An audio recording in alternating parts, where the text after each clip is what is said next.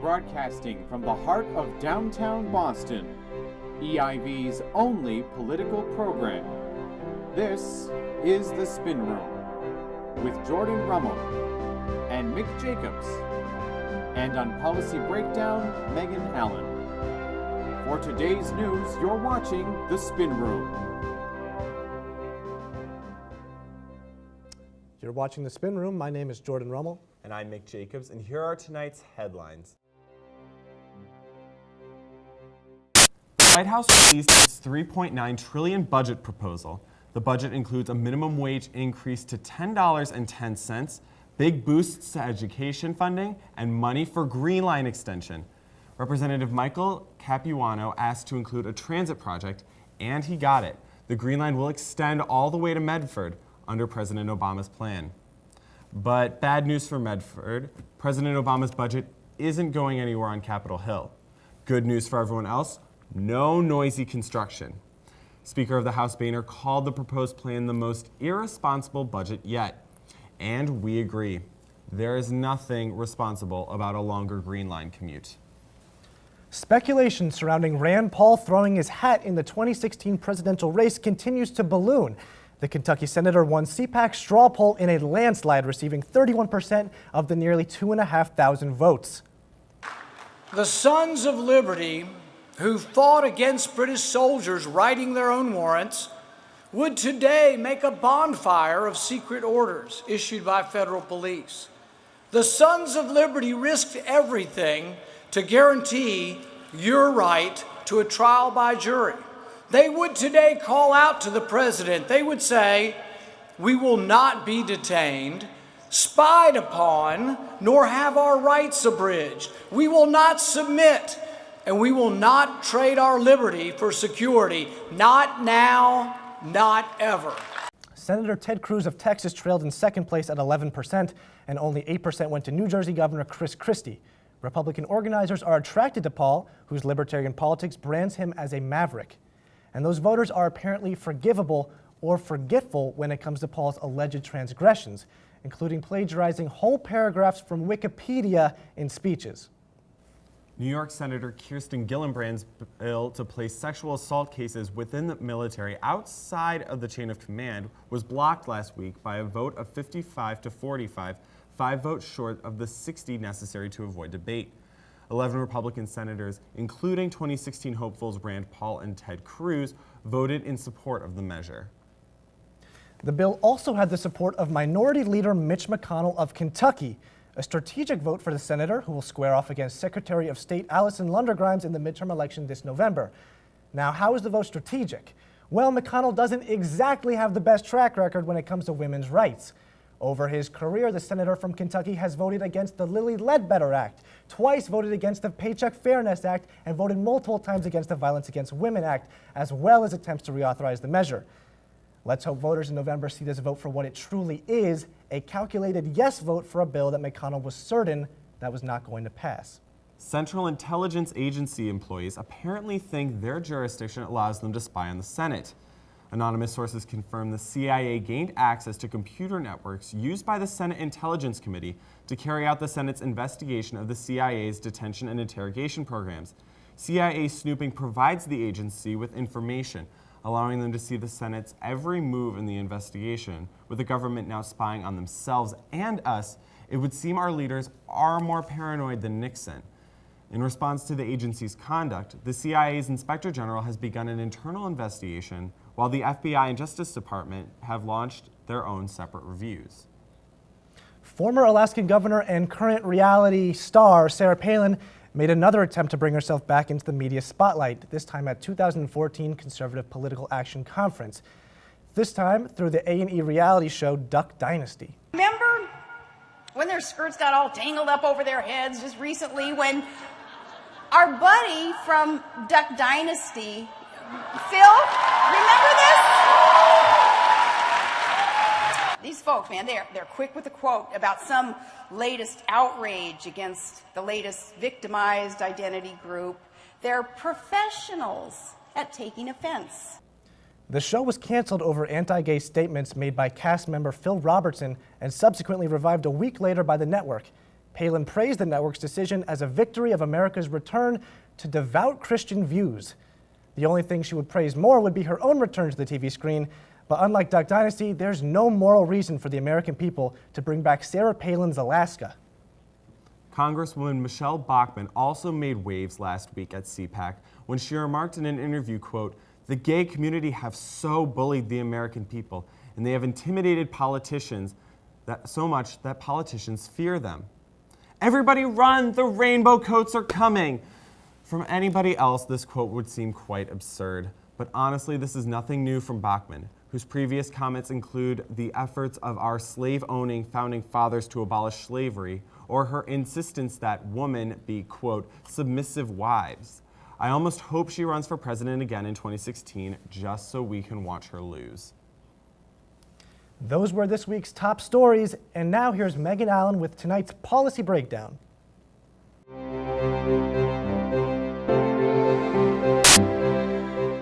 Here with us today on Policy Breakdown is Julie Caviar, the Deputy Communications Director of the Executive Office of Health and Human Services for the Commonwealth of Massachusetts, to discuss the Affordable Care Act. Thanks for joining us today, Julie. My pleasure. Thanks for having me. Oh, no problem. So let's get the ball rolling.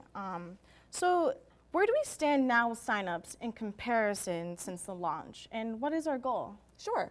The really short answer is that since October, when open enrollment started, we've enrolled 201,000 people.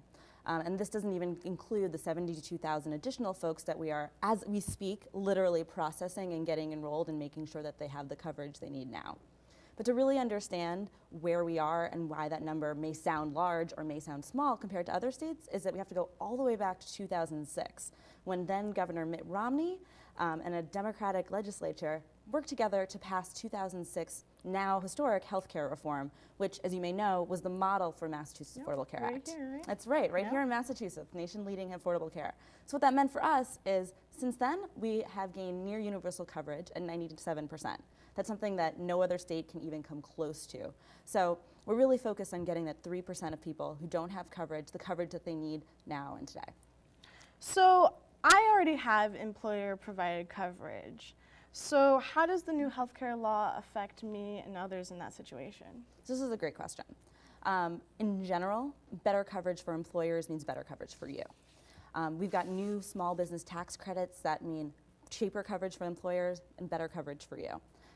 In addition, there's a whole host of wellness track programs that keep you more informed, keep you healthier, and could even end up paying for your gym. So getting better coverage for employers or your future bosses really means that you're getting better coverage too. Also, and importantly, in general, and the way health insurance works is the more people that have better coverage, it drives down costs for all of us. So what kind of insurance plans have been canceled under the Affordable Care Act? Yeah, so I think there's been a lot of sort of talk about people who are plans are getting canceled. When you hear language about people that need to switch their plans to be ACA compliant, we're really talking, at least in Massachusetts, we're lucky, again, because we were the model for the Affordable Care Act, really small minor changes. And in fact, what we're finding is that people are finding better plans with more coverage at less costs. So why does the age distribution of healthcare enrollees matter? I see that there's an emphasis on my age group. Why are we so essential? Absolutely. We're talking about these young invincibles that I think that has been a term that the president, among other people, have really been throwing around. These are people like you and I who are under the age of 35, don't really go to the doctor that much outside of maybe a catastrophic incident or sort of the regular preventative care visits, which, by the way, are now offered at no copay under the Affordable Care Act. So these are very low-cost users. The way insurance works is everyone gets thrown into the same bucket, both you and I who don't use our insurance coverage that much and some possibly older folks who do go to the doctor a lot. And then the insurance companies will pay for a portion of that group. So the more people like you and I who don't need that much coverage drives down the costs for the entire group. So specifically, how many young people do you need to keep costs low? Sure. I don't think that there's been a specific analysis on that. What we do know is that here in Massachusetts, about 40% of the people that have signed up have been under the age of 35. And what that's leading to is more choice, more options, better coverage, and lower costs. So young people can stay on their parents' health care plan until they're 26 under ACA. Was that a smart move on the Obama administration when they want young people to sign up, when they want put so much of an emphasis on that? So of course my answer is yes. This was something that was taken directly from the Massachusetts plan. Keeping families healthier is really important. So yes, it's a good thing for families. It means everyone in the family can stay healthier. And frankly, it's a really good thing for young people too, who are just starting out in their new ventures in the next stage of their life. It gives them an option for more affordable, quality coverage that, again, because they're the young invincibles, they're not really using that much anyway. And in general, it's good for everyone. So since the rollout, what has been the largest criticism, specifically in Boston? So we're really lucky. Again, we started out with 97% coverage. We've got incredible doctors and an incredible healthcare system right here. As I'm sure you've heard, we're really disappointed with the way that the website has been rolled out. While we know that this is a really small portion of all of the things that the Affordable Care Act does and will do for people now and in future generations, it is one of the more public-facing pieces of the website. So this definitely has been a challenge for us. But the good news is we're working really hard to make sure that people have coverage they need today. And we're working really hard to make sure that we have a great nation-leading system once again to make sure that people can sign up. So we have a little bit less than a minute, but can you spend that time telling our viewers how they can enroll? Absolutely. March 31st. That is the date that you guys all need to remember. By the end of the month, you need to sign up. You got to go to thehealthconnector.org and sign up for coverage. Now, as we just said, the website may be a little bit less than, say, a Facebook or something that you're probably more used to. Stick with it. We will get you covered. You have to sign up by that date, even if the application has been fully processed. So make sure, again, by March 31st, you guys are all going and enrolling and getting that healthcare coverage that you need. In fact, recent data from the federal government has shown that 66% of these young invincibles, you and I, who are going to be signing up, are actually going to be able to pay less than $100 a month for coverage. So make sure you sign up today. All right. I'm Megan Allen for Policy Breakdown. We'll be right back after this short break. Welcome back. Now for our PoliTalk segment, where reporter Cerise Castle will explain the situation in Ukraine. So how is the U.S. directly affected? We spoke to students at Emerson College. Crimea was Russian territory until 1954 when it was transferred to Ukraine.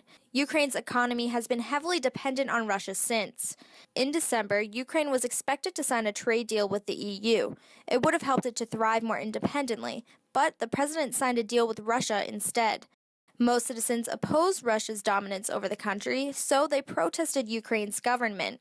But Russia sent troops into Crimea, putting increasing pressure on them to join their country. Crimea voted to join Russia on Sunday. It was annexed the next day. Meanwhile, countries around the world are placing sanctions on Russia and speaking out. The EU, Australia, Japan, and the entire Western Hemisphere are calling out Russia for stealing Ukraine. There's a risk of conflict, even for countries far removed from the situation. If the U.S. tries to invoke something, he's gonna cut off any loans to the U.S. And I think he's gonna refuse to use the dollar. And with Europe, if they try to invoke any sanctions against him, he's going to cut off gas to them. So he's very don't try to mess with me on this. He's I could see it becoming a bigger deal down the road. If it stays at where it is now and starts to subside, then I probably won't ever get worried, but I could definitely see myself getting worried in the future. It can definitely affect us economically. Russia being so close to China, it could affect our relationship with China in a way also, but it's hard to say exactly. There's no telling how far countries will go to punish Russia, but Secretary of State John Kerry says it looks like pre-World War II. Reporting from Boston, this is PoliTalk. Thank you, Cerise Castle, and we are back. I am Jordan Rummel, and I'm joined with Mick Jacobs for tonight's panel discussion. To my right is Dr. Gregory Payne of Emerson College, and to my left is Dr. Henrik Larsen of the Harvard Belfer Center. Thank you both so much for coming out tonight. The Ukraine declared independence from the Soviet Union in 1991, but Russia doesn't quit so easy. Election fraud funded with Russian rubles drove the people of Ukraine to protest. The rallying call, European Union integration, an economic and cultural rehaul to escape Soviet specters. Yulia Tymoshenko, a leader of the revolution, became prime minister in 2007. She didn't believe in Soviet specters, which scared Russia. 3 years later, she was arrested indefinitely as Russia propped Viktor Yanukovych as prime minister. Hillary Clinton called the election, quote, a step backwards for Ukrainian democracy. Tymoshenko cast her arrest in a similar light to Stalin's Great Purge. The EU table Tymoshenko had set was abandoned in November 2013.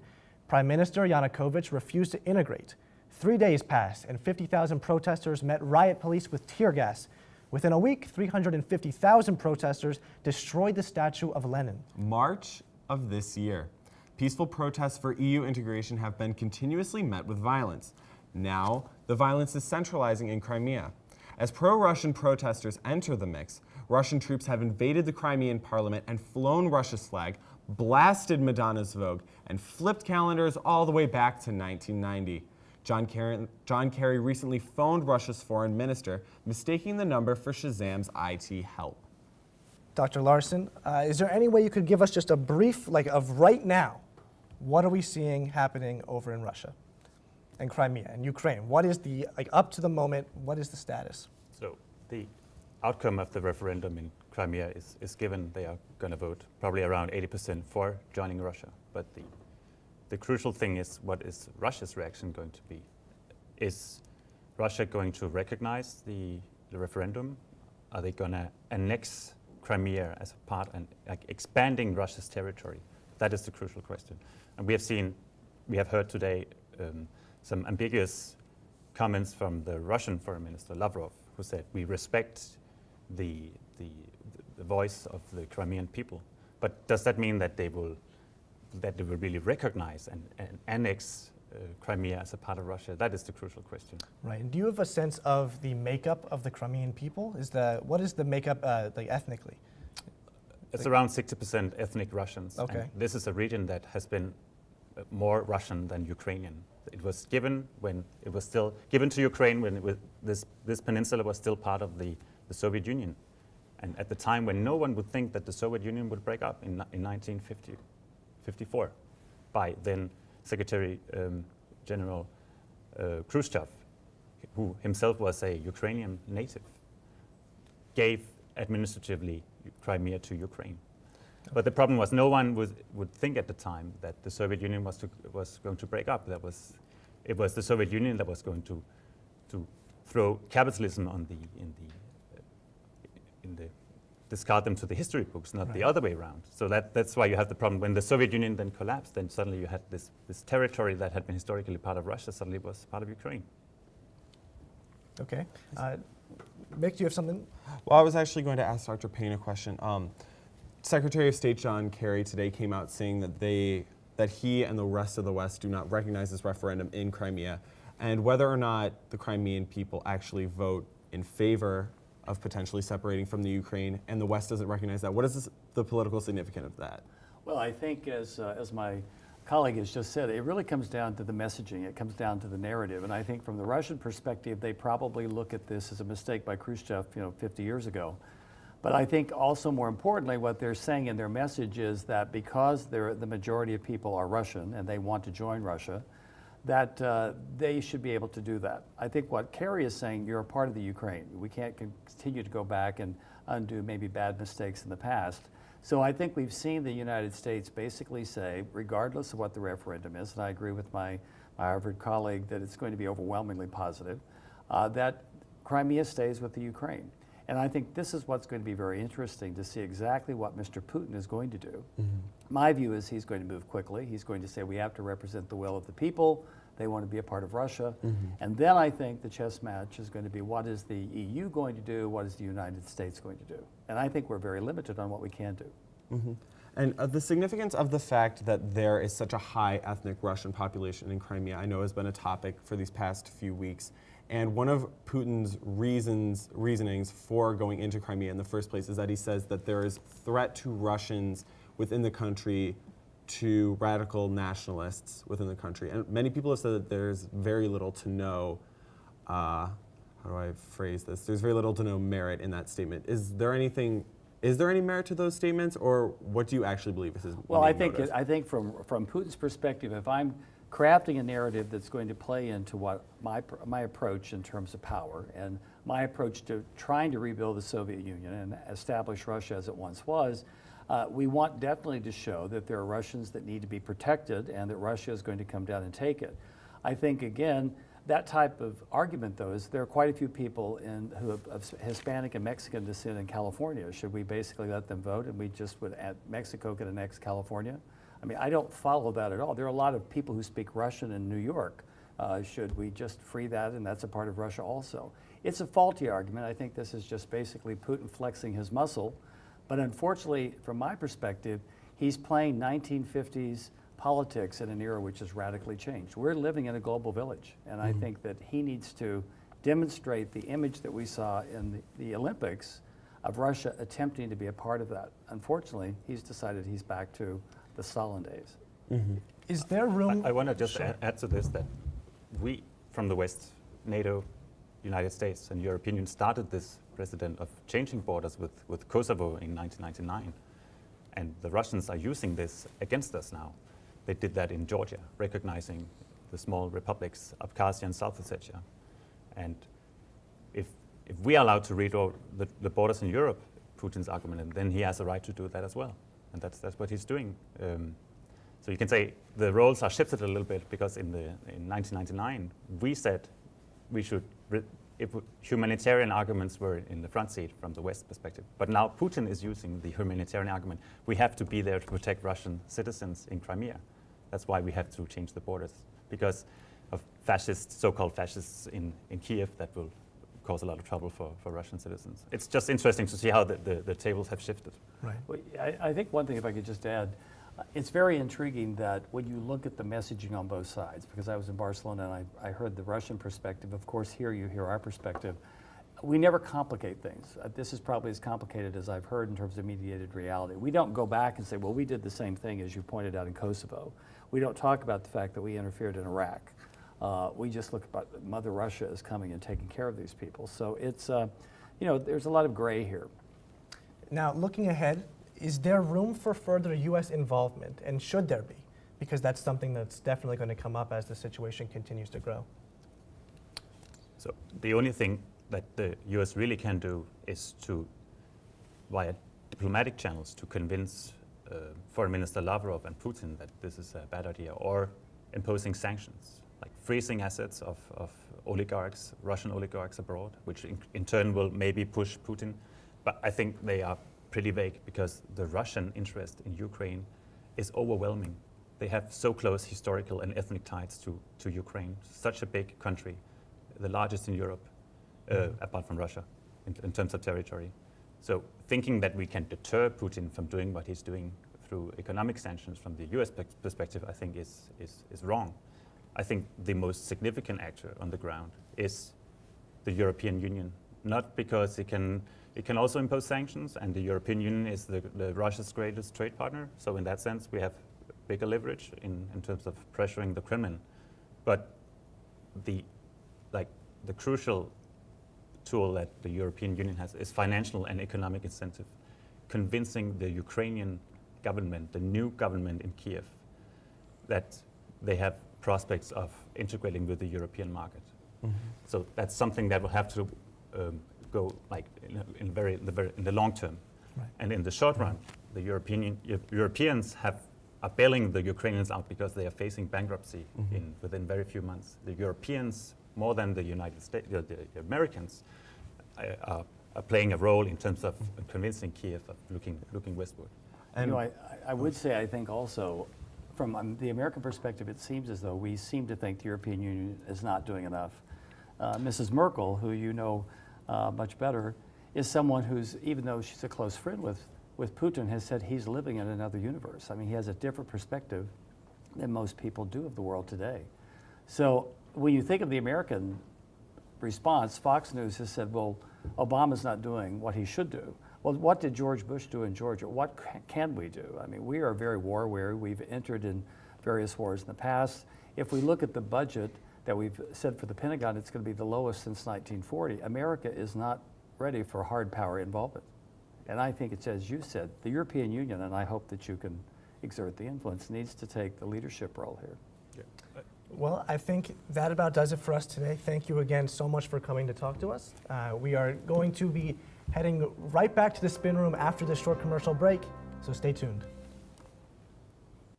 That's all for tonight's episode of The Spin Room. But before we go, we'd like to thank you, our viewers, our extraordinary panel members, And of course, this crazy world we live in for giving us something to talk about. Good night, Boston.